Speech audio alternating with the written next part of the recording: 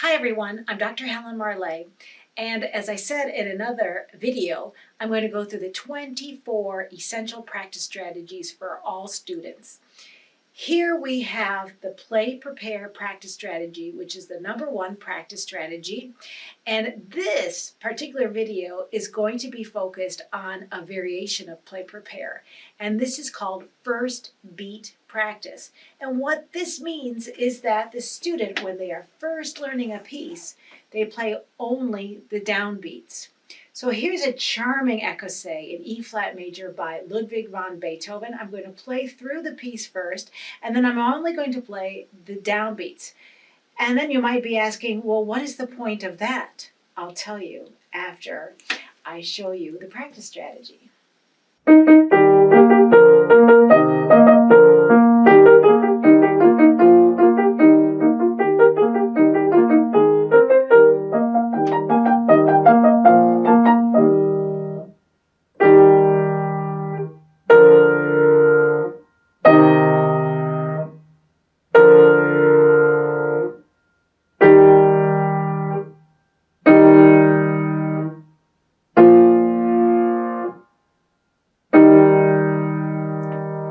So you notice, this is a great practice strategy for the very first stage of learning a piece, when students need to learn the right fingering, the rhythms, the notes, and the articulations. So here, when the students are only focusing on the first beats, they're focusing on the correct notes, the correct fingering, and then they prepare each downbeat, and when they know that they're 100% sure that they're going to play the correct keys with the correct fingering, then they can do that. Or they can play those downbeats.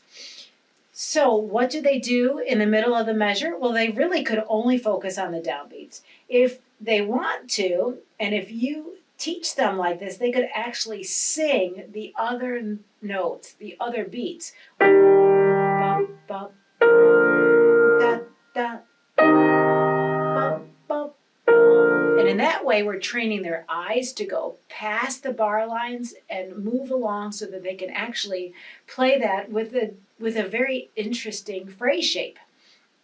There was a study done with students who were learning repertoire for the first time, practicing it for several weeks hands apart.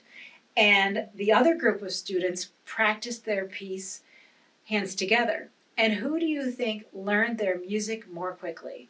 It was actually the students who practiced from the beginning hands together.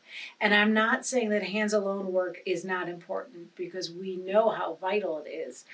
But when the student is first learning a piece, it's great for them to hear the harmony and to understand what the beautiful musical line is all about.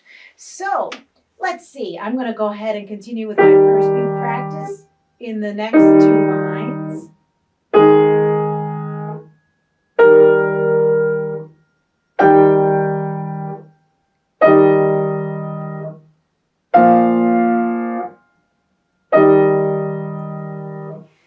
So we teachers need to teach that in the lesson so that students have 6 productive days of practice at home, and so that they know exactly how to practice at home. And we want to make sure that the student is playing at a thinking tempo, nothing too fast, so that they can focus and really learn the notes and the fingering correctly the very first week of learning a piece.